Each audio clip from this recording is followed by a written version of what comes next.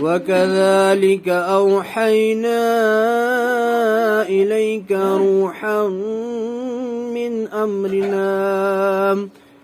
ما كنت تدري ما الكتاب والإيمان ولكن جعلناه نورا نهدي به من نشاء من عبادنا وإنك لتهدي إلى صراط مستقيم صراط الله الذي له